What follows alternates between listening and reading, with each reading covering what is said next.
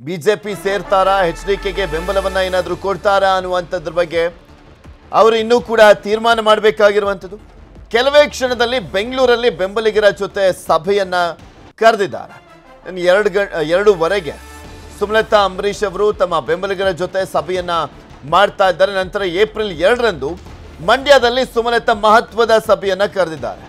April 2ರ ಸಭೆಯಲ್ಲಿ ನಟ ದರ್ಶನ್ ಮತ್ತೆ ಯಶ್ ಕೂಡ ಭಾಗಿಯಾಗುವಂತ ಸಾಧ್ಯತೆ ಇದೆ ಅಂತ ಹೇಳಲಾಗ್ತಾ ಇದೆ. ದರ್ಶನ್ ಅವರು ಕಳೆದ ಬಾರಿಯ ಒಂದು ಬೆಂಬಲಿಗರ ಸಭೆಯಲ್ಲೂ ಕೂಡ ಬಂದಿದ್ರು, ಯಶ್ ಹಾಜರಾಗಿರಲಿಲ್ಲ. ಈ ಬಾರಿ ಬರ್ತಾರಾ ಏಪ್ರಿಲ್ 2ನೇ ತಾರೀಕು ಅನ್ನುವಂಥದ್ದನ್ನ ಕಾದು ನೋಡಬೇಕು.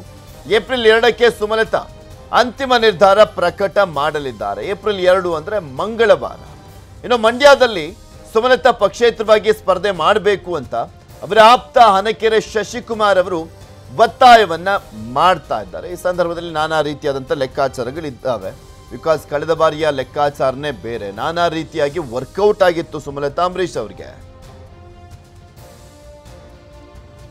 ಕಳೆದ ಬಾರಿ 2019ರಲ್ಲಿ ಎಲೆಕ್ಷನ್ ಅನ್ನ ಫೇಸ್ ಮಾಡುವಂತ ಸಂದರ್ಭದಲ್ಲಿ ಅಂಬರೀಶ್ ಅವರು ಸಾವನ್ನಪ್ಪಿ 5 ತಿಂಗಳಾಗಿತ್ತು. ಆ ಒಂದು ಅನುಕಂಪ ಇತ್ತು. ಹಾಗೆ ಕಾಂಗ್ರೆಸ್ ಜೆಡಿಎಸ್ ಸ್ಥಳೀಯವಾಗಿಯೂ ಕೂಡ ಅಂದ್ರೆ ರಾಜ್ಯ ಮಟ್ಟದಲ್ಲಿ ಹೊಂದಾಣಿಕೆ ಆಗಿದ್ರು, ಅಲ್ಲಿರುವಂತ ಕಾರ್ಯಕರ್ತರ ನಡುವೆ ಹೊಂದಾಣಿಕೆ ಆಗಿರಲಿಲ್ಲ. ಬಿಜೆಪಿ ಕೂಡ ಅಭ್ಯರ್ಥಿ ಹಾಕಿರಲಿಲ್ಲ. ಸೊ ಹೀಗಾಗಿ ಸುಮಲತಾ ಅಂಬರೀಶ್ ಅವರು ಈಸಿಯಾಗಿ ಸ್ವಲ್ಪ ರಾಜ್ಯದ ಮುಖ್ಯಮಂತ್ರಿ ಮಗ ಅಲ್ಲಿ ನಿಂತಿದ್ರು ಕೂಡ ಫೈಟ್ ಮಾಡಿ ಗೆದ್ದಿದ್ರು. ಬಟ್ ಈ ಬಾರಿಯ ಸನ್ನಿವೇಶ ಬೇರೆ ಇದೆ.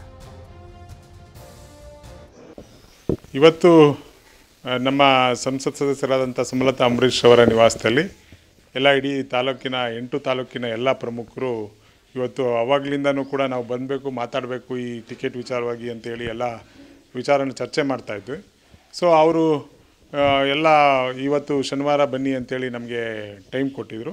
ಆ ನಿಟ್ಟಿನಲ್ಲಿ ಎಲ್ಲ 8 ತಾಲೂಕಿಂದ ಪ್ರಮುಖರೆಲ್ಲ ಸೇರ್ಕೊಂಡು, ಬರೀ ಪ್ರಮುಖರು ಒಂದಷ್ಟು ಜನ ಪ್ರಮುಖರು, ಒಂದು 500ರಿಂದ 600 ಜನ ಒಂದು ಅಸೆಂಬಲ್ ಆಗಿ ಒಂದು ಚರ್ಚೆಯನ್ನು ಮಾಡ್ತಾಯಿದ್ವಿ. ಮುಂದಿನ ರಾಜಕೀಯ ವಿಚಾರಗಳ ಬಗ್ಗೆ, ರಾಜಕೀಯ ಮುಂದೆ ಏನು ನಿರ್ಧಾರ ತಗೊಳ್ಬೇಕು ಅನ್ನೋ ವಿಚಾರದಲ್ಲಿ ಚರ್ಚೆಗಳು ನಡೆಯುತ್ತೆ ಆ ಸಭೆ.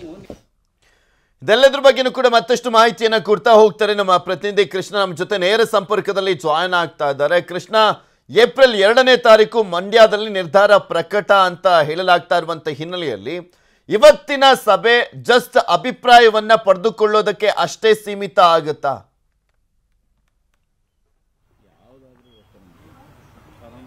ಖಂಡಿತವಾಗ್ಲೂ ಪೃಥ್ವಿರಾಜ್, ಈಗಾಗಲೇ ಏನು ಮಂಡ್ಯ ಸಂಸದೆ ಸುಮಲತಾ ಅಂಬರೀಶ್ ಅವರಿಗೆ ಬಿಜೆಪಿಯಿಂದ ಟಿಕೆಟ್ ಮಿಸ್ ಆಗಿದೆ. ಈಗ ಮುಂದಿನ ನಡೆಯವನ್ನ ಕೈಗೊಳ್ಳುವಂತ ನಿಟ್ಟಿನಲ್ಲಿ ಇವತ್ತು ಸಭೆಗೆ ಮುಂದಾಗಿರುವಂತದ್ದು. ಅದಕ್ಕೋಸ್ಕರವಾಗಿಯೇ ಆಪ್ತರ ಸಭೆಯನ್ನ ಕರೆದಿರುವಂತದ್ದು. ಇವತ್ತು ಸಭೆಯಲ್ಲಿ ಬಹುತೇಕವಾಗಿ ಅಭಿಪ್ರಾಯ ಸಂಗ್ರಹ ಮಾಡುವಂತ ಕೆಲಸವನ್ನು ಮಾತ್ರ ಸುಮಲತಾ ಅಂಬರೀಶ್ ಅವರು ಕೈಗೊಳ್ತಾರೆ.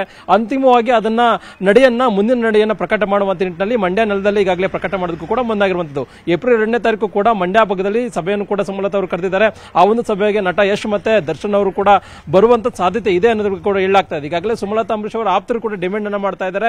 ಇಂಡಿಪೆಂಡೆಂಟ್ ಆಗಿ ಸ್ಪರ್ಧೆಯನ್ನ ಮಾಡಿ ಮುಂದುವರ್ಸ್ಕೊಂಡು ಹೋಗಿ ಅನ್ನೋ ಒಂದು ಡಿಮ್ಯಾಂಡ್ ಅನ್ನು ಕೂಡ ಮಾಡ್ತಾ ಇದ್ದಾರೆ. ಆದ್ರೆ ಸುಮಲತಾ ಅಂಬರೀಶ್ ಅವರು ಸದ್ಯಕ್ಕಂತೂ ಪಕ್ಷೇತರರಾಗಿ ಸ್ಪರ್ಧೆ ಮಾಡುವಂತ ನಿಟ್ಟಿನಲ್ಲಿ ಯಾವುದೇ ರೀತಿಯಂತ ಆಲೋಚನೆಯನ್ನು ಕೂಡ ಮಾಡಿಲ್ಲ. ನೀವು ಹೇಳ್ದಂಗೆ 2019ರ ಲೋಕಸಭಾ ಚುನಾವಣೆಯೇ ಬೇರೆ, ಈಗ 2024ರ ಲೋಕಸಭಾ ಚುನಾವಣೆಯೇ ಬೇರೆ. ಇಂತಹ ಸಂದರ್ಭದಲ್ಲಿ ಕೂಡ ಪಕ್ಷೇತರವಾಗಿ ಸ್ಪರ್ಧೆ ಮಾಡಿದ್ರು ಕೂಡ ಒಂದು ರೀತಿ ರಾಜಕೀಯವಾಗಿ ಎಲ್ಲೋ ಒಂದು ಕಡೆಗೆ ಭಾರಿ ಹಿನ್ನಡೆಯನ್ನ ಅನುಭವಿಸುವಂತ ಸಾಧ್ಯತೆ ಕೂಡ ಇದೆ.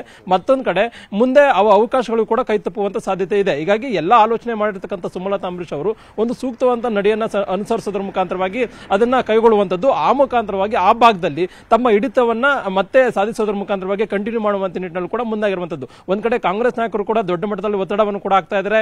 ಸ್ವಾಭಿಮಾನಕ್ಕೆ ಅಸ್ತ್ರಕ್ಕೆ ಏನು ಪ್ರಮುಖವಾಗಿ ಈ ಹಿಂದೆ ನಿಮಗೆ ಮತವನ್ನ ಕೊಟ್ಟಿದ್ದೀವಲ್ಲ, ಅದಕ್ಕೆ ಪ್ರತಿಯಾಗಿ ಋಣವನ್ನ ತೀರಿಸಿ ಅನ್ನೋ ಒಂದು ಡಿಮ್ಯಾಂಡ್ ಅನ್ನು ಕೂಡ ಮಾಡ್ತಾ ಇದ್ದಾರೆ. ಮತ್ತೊಂದು ಕಡೆ ಬಿಜೆಪಿ ಮತ್ತೆ ಜೆಡಿಎಸ್ ನಾಯಕರು, ಮೈತ್ರಿ ನಾಯಕರು ಸಮನ್ವಯತೆಯಿಂದ ಒಗ್ಗಟ್ಟಾಗಿ ಹೋಗೋದ್ರ ಮುಖಾಂತರವಾಗಿ ಸುಮಲತಾ ಅಂಬರೀಶ್ ಕೂಡ ಮನವಿಯನ್ನು ಕೂಡ ಮಾಡ್ಕೊಳ್ತಾ ಇದ್ದಾರೆ. ಮತ್ತೊಂದು ಕಡೆ ಎಚ್ ಡಿ ಕುಮಾರಸ್ವಾಮಿ ಅವರು ಕೂಡ ಒಂದು ರೀತಿ ಸಾಫ್ಟ್ ಆಗಿ ಸುಮಲತಾ ಅಂಬರೀಶ್ ಅವರಿಗೆ ಒಂದು ರೀತಿ ಭೇಟಿಯನ್ನು ಮಾಡುವಂತದ್ದು, ಆ ಮುಖಾಂತರವಾಗಿ ಅವರ ಬೆಂಬಲವನ್ನು ಕೇಳುವಂತ ನಿಟ್ಟಿನಲ್ಲೂ ಕೂಡ ಕುಮಾರಸ್ವಾಮಿ ಅವರು ಕೂಡ ಮುಂದಾಗಿರುವಂತದ್ದು.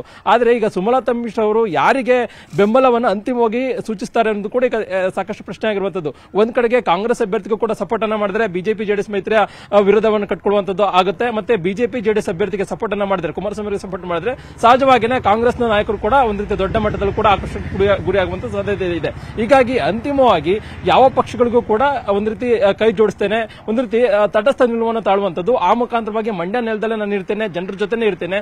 ಆದ್ರೆ ಎಲ್ಲೊಂದು ಕಡೆ ಬಿಜೆಪಿಯಿಂದ ನಾನು ಟಿಕೆಟ್ ನಿರೀಕ್ಷೆ ಮಾಡಿದ್ದೆ, ಯಾಕಂದ್ರೆ ಕಳೆದ ವಿಧಾನಸಭಾ ಚುನಾವಣೆಯಲ್ಲಿ ಕೂಡ ಬಿಜೆಪಿ ನನ್ನ ಬೆಂಬಲವನ್ನು ತೆಗೆದುಕೊಂಡಿದ್ರು. ಆದ್ರೆ ಅಂತಿಮವಾಗಿ ಟಿಕೆಟ್ ಕೊಡುವಂತ ನಿಟ್ಟಿನಲ್ಲಿ ಮನಸ್ಸನ್ನ ಮಾಡಿರಲಿಲ್ಲ. ಆದ್ರೆ ಬಿಜೆಪಿ ನಾಯಕರು ನನಗೆ ಬೇರೆ ಬೇರೆ ಆಫರ್ ಅನ್ನು ಕೊಟ್ಟಿದ್ರು. ಅಷ್ಟಾದ್ರೂ ಕೂಡ ನಾನು ಎಲ್ಲೂ ಕೂಡ ಹೋಗಿಲ್ಲ, ಯಾಕಂದ್ರೆ ಮಂಡ್ಯ ನೆಲದಲ್ಲಿ ನಮ್ಮ ಪತಿಯನ್ನು ಅಂಬರೀಶ್ ಅವರು ಇದ್ದಾರೆ, ಅವರು ಕೂಡ ರಾಜಕಾರಣವನ್ನ ಮಾಡಿದ್ರು. ಅದೇ ರೀತಿಯಾಗಿ ನಾನು ಇಲ್ಲೇ ರಾಜಕಾರಣ ಮಾಡ್ತೀನಿ, ಏನಿದ್ರು ಕೂಡ ಇಲ್ಲೇ ಇರ್ತೀನಿ ಅನ್ನೋ ಹೇಳಿಕೆಯನ್ನು ಕೊಡೋದ್ರ ಮುಖಾಂತರವಾಗಿ ಬರುವಂತ ದಿನಗಳಲ್ಲಿ ತಮ್ಮ ಪುತ್ರ ಅಭಿಷೇಕ್ ಅಂಬರೀಶ್ ಏನಿದ್ದಾರೆ ಅವರಿಗೆ ಎಲ್ಲ ಒಂದ್ ಕಡೆ ರಾಜಕೀಯ ನೆಲವನ್ನ ಕಂಡುಕೊಳ್ಳುವಂತ ನಿಟ್ಟಿನಲ್ಲಿ ಒಂದಷ್ಟು ತಂತ್ರಗಾರಿಕೆಯನ್ನ ಮಾಡಿರುವಂತದ್ದು. ಹೀಗಾಗಿ ಇವತ್ತಿನ ಸಭೆ ಅತ್ಯಂತ ಮಹತ್ವವನ್ನು ಪಡ್ಕೊಂಡಿರುವಂತದ್ದು. ಅಂತಿಮವಾಗಿ ಒಂದೆರಡು ದಿನಗಳಲ್ಲಿ ಸುಮಲತಾ ಅಂಬರೀಶ್ ಅವರ ನಡೆ ಒಂದು ಪ್ರಕಟ ಆಗುವಂತ ನಿರೀಕ್ಷೆ ಇರುವಂತದ್ದು. ಪೃಥ್ವಿರಾಜ್, ಕನ್ನಡಿಗರ ಮೆಚ್ಚಿನ ನಿಮ್ಮ ನ್ಯೂಸ್ 18 ಕನ್ನಡ ಈಗ ವಾಟ್ಸ್ಆಪ್ನಲ್ಲಿಯೂ ಲಭ್ಯ. ಕರ್ನಾಟಕ ಮತ್ತು ದೇಶ ವಿದೇಶದ 360 ಡಿಗ್ರಿ ಸುದ್ದಿ ವಿವರವನ್ನ ನೀವು ನಿಮ್ಮ ಕೈ ಬೆರಳುಗಳಲ್ಲಿಯೇ ಪಡೆಯೋದಿಕ್ಕೆ ಈ QR ಕೋಡ್ ಅನ್ನ ಸ್ಕ್ಯಾನ್ ಮಾಡಿ. ನಮ್ಮ ಚಾನೆಲ್ ಅನ್ನ ಫಾಲೋ ಮಾಡಿ, ನೋಟಿಫಿಕೇಶನ್ ಆನ್ ಮಾಡಿ.